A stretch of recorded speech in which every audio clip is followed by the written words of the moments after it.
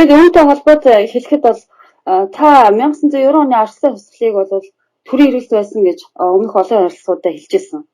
Тэгэхээр энэ гаднаас зохион байгуулж манай гинэн залуусыг ашиглаад тэгээ мөн улс төрийн төвчөдөө хувилдсан энэ үйл явдлын дараа баталж авсан тэр үндсэн хууль, үндэсний аюулгүй байдлын үзэл баримтлал, гадаад бодлогын үзэл баримтлалыг анхааралтай хэрвээ уншаад цаад мөн чанар санаа зорилгыг нь сайтар хэрвээ ойлгохыг хичээх юм бол энэ бүхэн нь ерөөсөө Монголын ард түмний нийтлэг язгуур эрх ашигыг хамгаалахад чиглээгүй улсын аюулгүй байдлыг бүр одоо аюулд оруулсан утга агуулгын хувьд ямар ч одоо логикгүй ийм хоорондоо зөрчилтэй байдаг. Манай үндэсний аюулгүй байдлын үзэл баримтлалыг аваад үзье л да. Үндсэн хуулиар ингэж хэлсэн байгаа юм. Үндсэн хуулиар баттгсан төр нийгэм эдийн засгийн тогтолцоо баталгаажсан байдлыг нийгэм төрийн аюулгүй байгууллагын аюулгүй байдал гэж нэрлэнэ гэж заасан байна. Тэгвэл энэ чинь болохоор нөгөө төрийн эргэлтээр одоо юу тогтоож авсан энэ үндсэн хуулиараа колонийн захиргаагаа одоо энэ улс төрийн хямрал ялцарлаа эдийн засгийн алуурын энэ дэглэмээ ард түмний баялагийг дээрэмдж байгаа энэ олигархуудын эрх ашигыг хамгаалж байгаа энэ тогтолцоогоо Монголд хуулиар нь баталгаажуулаад хамгаалаад бэхжүүлж байгаагаар Монголын үндэсний аюулгүй байдал гэж нэрлэдэг байгаа болж таарч байна. Тийм үстэй. Энд чинь бол эсэргээр ноцтой аюултай байдал биш үү болоргой. Тэгэхээр бол тэр бол одоо би дахиад бол хариуцлагатай хэлэхэд 90 онд бол болсон ялангуяа бол 1986 оноос бол эхэлсэн зөвлөлт холбоодууд тэр үеийн зөвлөлт холбоодууд эхэлсэн перестройка гэдэг нэг тийм улс төр нийгмийн бол ийм ажиллагаа явсан шүү дээ. Тэр өөрсдөө байгуулсан байсан. Тэр үеийн бол одоо чинь тэр Михаил Горбачев одоо тэр Швардназе тэгээд одоо тэр Яковлев тэр гэсэн нэр бүхий бол тэр коммунист намын одоо толгойд бол барууны ялангуяа барууны энэ тагнуудын тусгай албаны дэмжлэгээр гарч ирсэн улсууд юм байна л шүү дээ. Тэрийг судлаад үзэхэд. Тийм байлээ. Тэрийн бол одоо чинь гараар одоо улс орноо нэвдэн нураах гэж байгаа. Энэ ерөн социалист системээс бол татгалзах гэж байгаагаа зүгээр энийг бол өөрчлөн байгуулах манайх юм өөрснөө тэд нар бол удирдах чадахгүй улсын эдийн засаг санхүүг бол одоо чинь ийм мухардлын байдалд аваач хийчээд тэгээд бол энийг засах гэж байгаа гэдгийг нэрийн дор бол одоо энэ социалист одоо энэ баримжаатай социалист энэ блокийн улсуудыг задлана гэдэг нь яг энэ чинь бол үнэн хэрэг дээр барууны бол одоо үндсэн дамжсан корпорациудын тэр одоо чинь тэр аманд бол шууд хайж өгч байгаа гэсэн үг байхгүй юу? Тэгсэн шүү дээ тийм. Тэр бол үйл явдлыг одоо чинь тэр үйл явдлыг ямар нэгэн байдлаар бол мэдсэн одоо тэр мэдсэн мэдээлэлтэй байсан хэсэг улсууд Монголд бол ардчилсан хувьсгал гэдэг нэг одоо чинь ийм нэртэй бас төрийн эргэлтийг бол хийсэн байхгүй юу. Тэгэхээр яг бол одоо Оросоос өмнө бол манайх бол одоо чинь ардчлалыг хийсэн энэ гэж ярьдаг. Энэ бол одоо чинь нэг бол одоо чинь усан тэнгүүдийн үг яриа. Нэг бол уран тэрслэгчдийн одоо чинь зориуд одоо чинь явуулах гэж бол ойлгох хэрэгтэй. Яг гэдэг бол Орос улс чинь өөрөө тэр Оросын ард түмэн, Оросын одоо зэвсэг түүчин, Оросын бол одоо чинь таван тусгай байгууллагууд нь энийг эсэргүүцсэн учраас бол одоо чинь эсэргүүцэж олон одоо 1989 онд бол одоо зөвлөлт холбоот улсын бүрэлдэхүүнд орж ирсэн бүх улсуудын хэмжээнд бүх нийтийн санал асуулга явуулсан шүү дээ. Тэгэхэд бол тэнд оролцсон одоо тэнд санал асуулганд орсон бүхэн Америкийн 80-90% нь бол хуучин зөвлөлт холбоот улс энэ социалист бол чиг баримжаа хадгалан үлдэхин зүйтэй гэсэн санал өгсөөр байтал зөвхөн тэр намын одоо чинь ороод байж исэн гарч ирсэн байсан тэр улсууд бол хуульдааны журмаар энийг чинь бол хууль дүрм бусад улсуудын одоо юу гэдэг тэр олон нийтийн мэдээллийн хэрэгсэл хүмүүсийн тархийг угаах замаар энэ системийг нураасан байхгүй. Тийм учраас бол би энийг бол ялангуяа тэр 90-ад оны үед чинь бол манай дэлгүүрүүдэд ердөөсөө одоо давснаас өөр юм үлдээгүй ер нь бол социалист систем амьдрч чадах чадамжгүй болоод бол одоо нуруу унсан мэтэр бол ойлгосон ярьдаг ийм улсуудад хандж хэлэхэд эн чинь бол 1986 оноос явуулж ирсэн нөгөө тэр перестройк гэдэг энэ бол одоо нэртэй боловч үнэн цаад санаа нь бол социалист чиг баримжаатай улсуудыг худалдаа мөн бол үйлдвэрлэл бусад бүх юмар нь шахан бол ард түмний уур одоо чинь одоо игдүүцэл энэ бүгдийг төрүүлж байгаад ард түмнийг өөрийг нь бол энэ төрийн эргэлтэнд ашиглах гэсэн энэ явуулгыг бол нэг илэрлэл үүсэх байхгүй да. Зүгээр хамгийн гол жишээ хэлэхэд одоо чинь тэр үеийн Оросын нөхцөл байдлыг бол одоо манай улсууд бүгдээрээ мэдж байгаа. Тэр үед чинь бол Орос нэг хэсэг бол тамхи байхгүй болсон шүү дээ. Дараа нь бол ердөөс арих байхгүй болсон. Мөн бол бусад хүнсний бол гол нэрийн бүтээгдэхүүн байхгүй болсон. Тэрийг бол ялангуяа одоо чинь Горбачевын тэр багт бол багтаж ирсэн энэ урагчдын бол хэсэг улсууд нь одоо зүйл холбоод улсад 28 тамхины үйлдвэр байсан бол тэднийг бүгдийг одоо юу гэдгийг улирлын бол засвар гэдэг одоо чинь манай ямар нэгэн одоо үйлдвэрлэлүүдийг ингээд зогсоохтой 5 үйлдвэр байдаг чинь хоёрт нь бол одоо чинь улирлын одоо чинь дулааны улирал ямар нэгэн бол засвар өөрчлөлт хийсэн байлгүй хийгээд бус гуравт нь бол одоо чинь бусад нөгөө хангамжийг тасалдуулахгүй яваад ингэж хийдэг байсан шүү дээ. Харин тэгсэн бол Горбачевчуд юу гэж хэлсэн гэдэг 28 үйлдвэрийг бүгдийг таг зогсоосон байхгүй юу. Тийм учраас бол тэр одоо юу гэдэг тэр үед бол одоо манай төдийгүй ер нь социалист орнуудад одоо хаан зөв толгойд болж ирсэн энэ бол одоо бараа одоо таварын одоо хүнсний энэ одоо чинь өргөн хэрэглэгийн бараа тавны хомсдол чинь энэ чинь зориуд зохион байгуулалттай хэсэг бүлгүүдийн хүмүүсийн хийсэн ялангуяа энэ чинь барууны дэмжлэг гэдэг бол ялангуяа тэр барууны одоо чинь энэ хэвлэл мэдээллийн хэрэгсэл тэдний тэр эх орноо нурааж энэ бол социалист системийг дотроос нь зориуд санаатаа задлан одоо нурааж байгааг бол одоо нэг тийм ардчлалын одоо юу байгуулж байгаа мэтэр тэр бол нэгдүгээр мэдээллийн тийм тусламж өгч ирсэн. Хоёрдугаар бол хамгийн гол нь ямарваа нэгэн имийг бол эвдэн бүснуудхад чинь бүх имийг нураачихгүй зөвхөн тэр гэр нуран унтал бол одоо бас нэг торгоож явах нэг хідэн одоо мөнгө төгрөх хэрэгтэй байдаг байл та. Тэрийг нь бол одоо тэд нар өгч ирсэн байхгүй да гол нь. Чи эхлээд бол би чамд мөнгө өгч. Чи өөрийнх нь гэрийг бол одоо би чамд сар амьдрах мөнгөгийг хагас жил амьдрах мөнгөгийг чи энэ хугацаанд бол гэрээ нураагаад дуусгах гэсэн. Яг энэ логикоор л асуудал хандж ирсэн байхгүй да. Тэгэхээс бол угаасаа бол энэ бол өдөөсөө тийм юу байхгүй.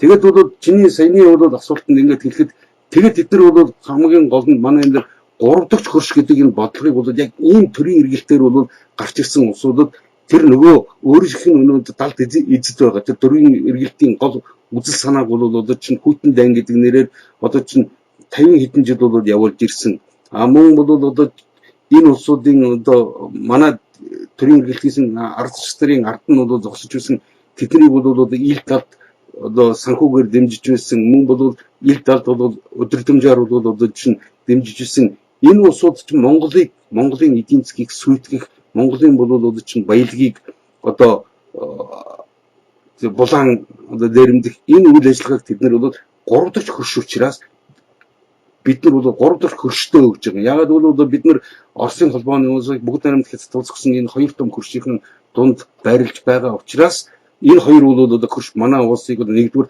хөгжүүлэхгүй байна гэж ярьдаг. Энэ бол юм мэддэггүй тэрийн хүмүүсүүд яар. Зүгээр хоёрдугаар хамгийн гол энэ улс бол дандаа ингэж бид нар занал хэлж ивдэг гэсэн ийм бол зохиомл шалтгаан одоо чинь хаа байсан тэр далайн цаана бүр дэлхийн далайн цаана байж байгаа энэ улстай одоо юу гэдгийг 3 дахь хөрш гэж тайлбарлаж байгаа нь тэднийг манай улсад одоо чинь чөлөөтэй үйл ажиллагаагаа явуулах манай дотоод хэрэгт бол одоо чинь чөлөөтэй оролцох мөн цаашдаа бол манай одоо чинь байгалийн баялаг манай хүн ардын бол одоо энэ хөдөлмөр бүтээлийн энэ үр шимийг бол шимэгчлэх энэ бодлогыг зөвтгөх халахвчлах гэсэн ийм арга ядсан ийм одоо юу байхгүй да одоо юу гэдгийг хааж байхгүй да. Тэгэхээс бол одоо чинь Америкийн нэгдсэн улс бол одоо юу гэдгийг хэрвээ тийм одоо юу гэдэг хөршийн үнэхээр бол тийм харьцаатай байсансан бол Америкийн нэгдсэн улс өөрийнхөө одоо юу гэдгийг ямар нэгэн хууль конгрессийн тогтоол энэ төрд бол Монгол улсыг галбын ёсоор бол 3 дахь хөршөө гэж одоо чинь хүлээн зөвшөөрөөд Монгол улстай бол шал өөр бодлого явуулах ёстой байсан байхгүй да. Гэвч харамсалтай тийм бичиг нэгч байхгүй гэдгийг би хариуцлагатай хэлэх юм. Тэгээд энэ 3 дахь хөршийн бодлого ихч гарч ирснээс хойш одоо өнгөрсөн энэ 28 30-аад жилийн одоо дараа Монголын байж байгаа байдлыг харахад одоо хангалттай багтай ямар болгож хайсныг тэгчээд өнөөдөр одоо Монгол контр төрийн эргэлт хийж эх орны маань самралтсан энэ баабар бүүбар гэх чинь этгээд ингэж бичиж байгаа байхгүй. Одоо хамтын ажиллагааны Шанхай дахь байгууллагын хүрээнд олон улсын гэрээний жагсаалт гээд 51 гэрээ байгаа. Энэ бол гишүүн орнуудын хүлээх хариуцлага үүрэг. Эдгээр гэрээний үүргийг хүлээн зөвшөөрч буй бол одоо хүчин төгөлдөр байгаа үндсэн хуулиндаа нэлээд засвар оруулах ёстой болж байгаа харагдаж байна лээ. Хүлээн зөвшөөрсөн олон улсын гэрээ дотоодын хуулиас дээгүүр үйлчлэлтэй байдгийг эрх биш гадарлах болов уу гэхлэн бичиж байгаа юм. Тэгвэл бид нар өнөөдөр барууны цөөхт ашигтай Монгол улсад ашиггүй улс орноо өрөнд оруулсан, ядууруулсан, тамтагтан тулгасан энэ олон хичнээн олон гэрээ эцэд барууны гэрээ хэлтс нэгдсэн байгаа. Яагаад ярихгүй байгаа юм баабар. Яг үнэ. Тэгээд энэгээр энэ колони системийг хуульчлан хамгаалсан явдлыг нь аль болохоор удаан үргэлжлүүлэх монголчуудыг хорлож, айлгаж, сүрдүүлж, айдас давтуулах юм орлого хийж байгаа гэж би харж байгаа. Тэгээ ялангуяа бүр ингэж очиж байгаа маш хорлонтой. Яагаад гинт Шанхай хамтын ажиллагааны байгууллага эсэх болов гэдэг нийтлэл байна л да. Тэрэн дээр ингэж байгаа. Тэрний одоо нэрлэж байгаагаар бол энэ Шанхай хамтын ажиллагааны байгууллагт эсэх гинтийн санаачлага гэж байгаа. Гинтийн санаачлага нь Монголын засгийн газрын тэргүүн хятадд айлчилсан явдлаас үүдэлтэй гинэ. Тэр нь юу гэхээр 1 тэрбум долларын хөнгөлөлттэй зээлийн сураг ийм алхам хийх түлхсэн гэж утсан байгаа юм. Та энэ дээр одоо сэтгэлээ хэлээч. Гэхдээ ер нь бол энэ асуудал чинь бол олон жилийн турш бол ер нь бол энэ одоо хамтын ажиллагааны Шанхай байгууллагын урд хуралдаанууд нь одоо чинь Кыргызстаны одоо Бишкек те Тажикстан гэдэг одоо энэ гишүүн байгууллагуудаар ингээд бол ээлжлээд игээд явдаг ч те. Тэгээд 2001 оны удаад хуралдаанд бол Хятадын Шанхай хотод бол болсон. Тэр үед бол одоо чинь энийг Шанхай байгууллага хамтын ажиллагааны Шанхай байгууллагаас нэрлэх энэ чинь шинэ статустай болчихж байгаа хгүй. Тэр байгууллага шинэ хэлбэр, шинэ бүтцэнд ингээд орчиж байгаа. Албан ёсны болгож байна шүү дээ. Тэр хуучин Шанхай байсан байгууллагыг нэгдүгээр тийм байна. Хоёрдугаар бол ер нь 90 оноос хойш манай бүх хуулийн дээр зөвхөн бол үндсэн хууль гэдэг үндсэн хуулийн дээр тэртээ байж байгаа. Монгол улсын бол одоо энэ одоо хууль дүрм нь одоо чинь хэрвээ олон улсын бол нийтээр хүлээн зөвшөөрсөн энэ бол одоо чинь хууль дүрмэнд хэрвээ нийцэхгүй бол олон улсын хууль дүрмийг дагнаа гэсэн ийм бол заалтууд яваад байгаа. Энэ бол маш буруу заалт байхгүй юу? Дэлхийн бол хамтын нийгэмлэг гэж байдаг юм аа. Тийм юм байдаггүй. Бид нар зүгээр тийм байдаг. Дэлхийн олон улс байгаа учраас л байдаг гэж.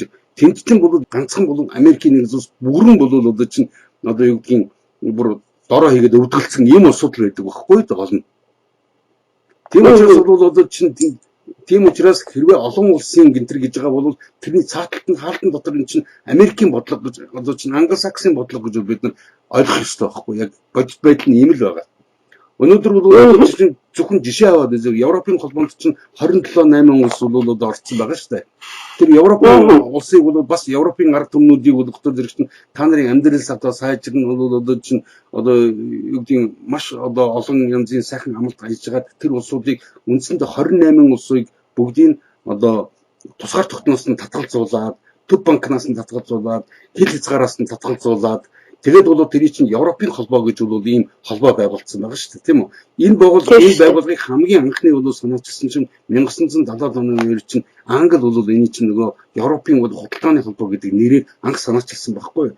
Тэгээд яг энэ холбоо чинь 2000 онд бол албан ёсны өнөөгийн бол бид нар мэдж байгаа. Энэ бол бүтэц бүрдгэн энэ зарчимд ороод ирэхдээ зэрэг нь Англи чинь тусдаа гарцсан чинь Британи тусдаа гарцсан тийм биз. Бид нар бол энэ нөгөө санаачлаад яваад энэ байгууллагыг олон төвшөнд бол олон жилийн туршид бол энийг янз бүрийн одоо байдлаар одоо хувилдаан одоо чинь манайхан лоббиг бол одоо цэвэр нэрээр нь нэрлэдэг. Энэ чинь цэвэр хувилдаан багхгүй. Энэ чинь цэвэр бол одоо чинь одоо юу гэдгийг хэл хахуулыг одоо чинь хэл хахуулаар дамжуулан бол хувилдаан зохион байгуулах энэ хэлбэрийг зүгээр лобби гэж нэртэй болчихтой зэрэг энэ нэг мөн чанар нь өөр болчихж байгаа шиг манайхан эндүрдэг тийм огт биш байхгүй. Тэгэхээр чинь дахин энэ дээр чинь манад маш олон асуудлуудыг өөр нэрээр хийгээд байгаа учраас манай энэ бол иргэд толгой нэрэгдсэн одоо мэдэхгүй байгаа байхгүй.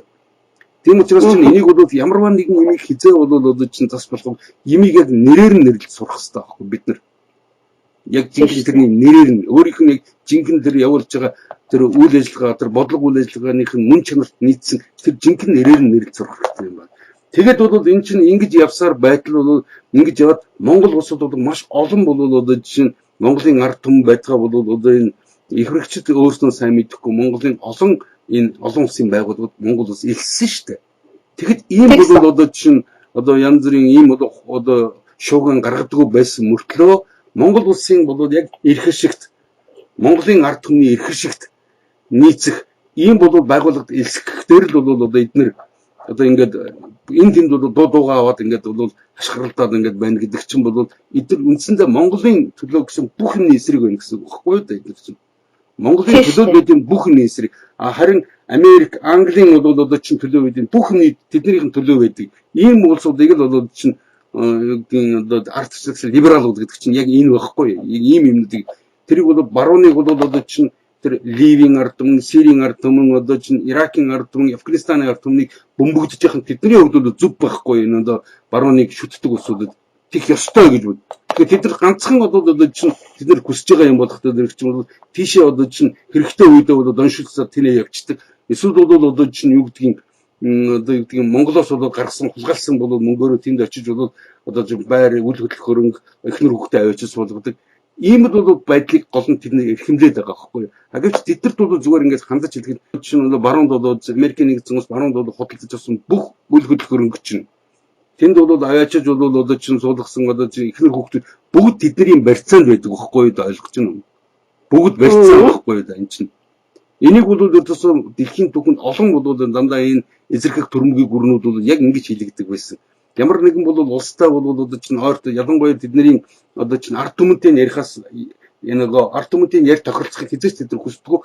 Зөвхөн бол тэр ард түмнийг толгойлж байгаа тэр хэсэг бүлэг улсуудтай тохиролцоод тэднийг бол одоо тэдний одоо тэр хулгайлсан ард түмнээс хулгайлсан мөнгийг өөртөө бол оруулдаг, өөрийнх нь эдийн засгт бол эргүүлдэг. Одоо бид нар бол офшороор бол бүгд ойлгож байгаа хэрэг гэж бодож байна, тийм үү? Хоёрдугаар бол тэнд одоо чинь эхнэр хүүхдийг нь аваач хүүхдийг нь сургал энэ гэдэг чинь тэд нар бол үндсэндээ барьцаанд байгаа байхгүй бид нар. Тийм учраас эдгээр бол одоо энэ тэр сүүлийн үед ялангуяа тэр сонин сэтгүүлүүд тэр юм тэр яриад байгаа одоо манай улсын хурлын гишүүд энэ чинь та нар тэрийг зүгээр ингээд үзэхэд бол тэдний бүх урд нь хийж ирсэн энэ үйл ажиллагаанууд чинь бол зөвхөн ганцхан тэдний иршгэд одоо үйлчилдэг ийм бол одоо хүмүүсийн бүлэгэл гэдгийг л бид сайн ойлгох хэрэгтэй. Бүүбэргэд нөхрийн бол бичиж байгаа тэр чинь ердөөсөө Монголын түүхийн одоо талд бол бичсэн энэ номнуудаас нэгч үнэн юм байхгүй гэдгийг би олон удаа хэлээд байгаа байхгүй. Нэгч үнэнд нийцэх юм байхгүй. Зөвхөн тэнд болсон үйл явдлыг нь ашиглаад өөрийнхөө амаар өөрийнхөө бол одоо жишээ нь юу гэдгийг тэр зохион одоо ургуулн зохион бичих хүмүүсийг айлгах эсвэл бол тэгээ тэрэн дээр нэг тийм одоо сенсацтай бол баримт дэлгэж байгаа мэтэр энэ бол дандаа тэрийг бол тэр англосакс бол ялангуяа Америк тэгээд бол Израилийн одоо яг энэ байр сууриас юм ханддаг байхгүй гол нь. Энэ байр сууриас тэдний бол харж байгаа өнцгөр имийг дандаа бичдэг байхгүй. Тийм учраас чинь эдгээр бол эх орноос урвсан улсууд гэдгийг бид нар ойлгох хэрэгтэй. Тийм шүү дээ. Энэ урагчдын хар агаар өнөөдөр Монгол улс ямар байдалтай байна? Би одоо юуг хамгаалах гээд юу гэж ингэж бичээд байгаа. Одоо жишээлбэл энэ барууны колони захиргааг одоо Монголд цээжээр хамгаалдаг энэ Баярхүү гэдэг олон улсын харьцааны багш байсан. Надад ч хичээл орж ирсэн энэ нөхөр одоо профессор болсон. Ингээд бичээд байгаа юм. Шанхай хамтын ажиллагааны байгууллагт жинхэнэсэн тохиолдолд хоёр хөршөөсөө бүр их хамааралтай барьцаанд орох магадлал нэн өндөр. Ер нь Шанхай хамтын ажиллагааны байгууллагын төсөвт жил бүр олон зуун мянган Америк долларын татвар манай засгийн газар төлөхийг жирийн монголчууд ойлгон хүлээж авах нь юу л болох гэвчлэн бичсэн байгаа юм. Энэ нөхөр тэгээд монголчууд бүх юмаа айл уушраа алдсан байгааг эдний хийсэн балгаар Монгол улс ямар ч тусгаар тогтнол баталгаагүй аюулгүй байдлын баталгаагүй болсныг өшөө бид нар юу төлж байгаа зөвхөн өөрийн хүүг үйлчлэх хэмжээний тийм одоо өргөдөлтөй байдалд орсныгаа яагаад ярихгүй байгаа вэ гэдэг асуудал байна л да. Та энэ дээр дахиад одоо хэлэхгүй.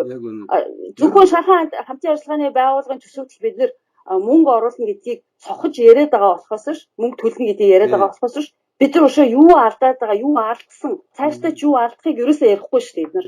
Яг үнэ. Тэгэхээр мэдээж яг чиний саяны хэлдэгтэй бол би 100% санал нэг байна.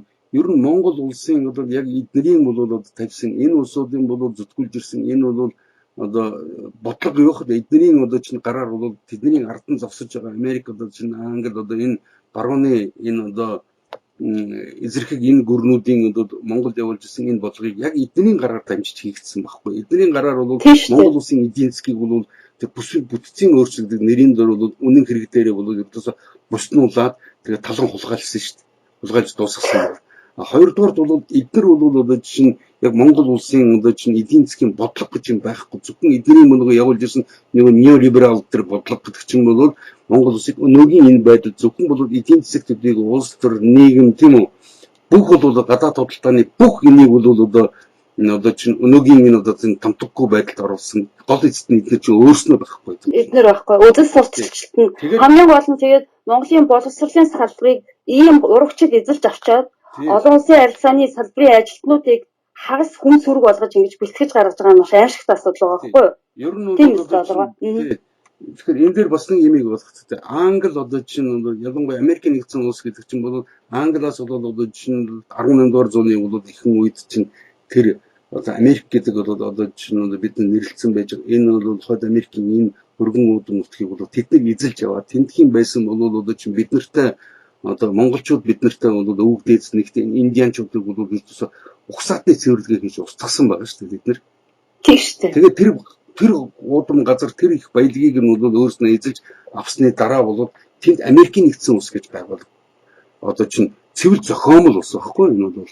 Цэргийн машин улс шүү дээ. Цэргийн машин. Бусад бүх улс үндэснийг дарангуйж айлах зорилготой. Зохиомл улс гэдгийг бид нар ойлгох хэрэгтэй.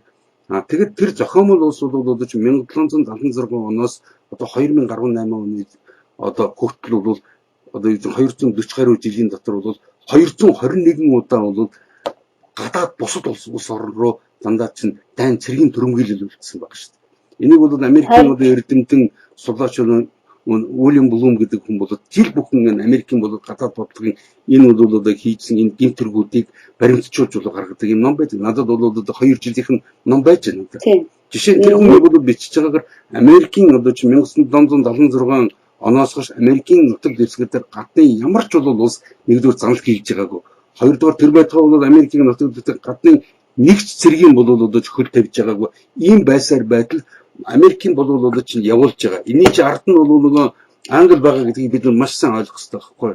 Энэ Англи улс чинь болох чинь дэлхийн одоо чинь бусад улсуудыг одоо зүүн Аз, Африк, энэ Латин Америкийн улсуудыг чинь 400-500 жил бол боолчлоод, колончлоод сурцсан бүр тэр чинь бүр одоо чинь энэ бодлого явуулдаг гэдэг нь бол тийм одоо юу гэдэг нь бодлого бүр явуулаад тэрэндээ бүр гаршсан юм бүрэн багхгүй юу. Тийм учраас чинь ялангуяа бол яг ямар нэгэн улс оронд орж ирээд төрийн эргэлт бол хийлгээд засгийн эрхэнд нь урагшлыг гаргаад ирсний дараа болохоор хамгийн гол нь олон нийтийн мэдээллийн хэрэгслийг бол эзлэн авдаг байхгүй. Одоо та нар бол бүгд харж байгаа. Манай бол олон улсын мэдээллийн хэрэгсэл үндэсний телевиз байж байгаа. Тэгэл одоо энэ Bloomberg байж байгаа. Тэгээд одоо C1 байж байгаа. Одоо C1 байж байгаа. Eagle байна. Эдгээр чинь бол одоо тэгээд хамгийн гол нь биднэрт мэдэгдэхгүй болоо энэ сайт бусад бол мэдээллийн бүх хэрэгслүүдийг эдгээр ил талд аргаар бүгднийг барьсан байгаа байхгүй юу. Тийш. Нэгдүгээр зөвхөн бол энэ чинь олон нийтийн одоо мэдээллийн хэрэгслийн салбарт юм байна. Нөгөөх нь болохтой зэрэг чинь бол манай боловсролын системийг эдгээр бол бүгдээрээ урагчнараа дүргцсэн байгаа байхгүй юу. Өөрснийх нь. Тийм учраас чинь бол манай энэ хүмүүс ягаад бол манай боловсролын чанар бол муудаад унаад байна гэж бол сүүлийн бол чинь 10 20 жил бол энэ тухай бол бүгд ярьж штэ. Тэр чинь хамгийн гол нь эдгээр чинь нэгэнд колон болсон бүр гүнзгий колон болсон энэ улс орны ирээдүйгийн тэд нар бол хязгаарч босгож ирэхгүй Африкч болох гэдэгхгүй. Африкийг бол 400 жил гэж бод Африкт одоо бол ердөөсөө ийм мэддэггүй хитэн үе дамжаад ингээд боловсролын системийг нь унагцсан учраас чинь Африкт бол одоогийнх нь энэ үдийг инженеэс бол одоо мултрах ямар ч шанс одоогоор бол харагдахгүй байхгүй гэдэг болно. Ийм бол байдалтай болгож ийн гэдгээр манай эцэг эхчүүд манай хүмүүс бол ойлгож ухаарах цаг болчиход байна шүү гэж би дахин сануулж хэлэх байна да.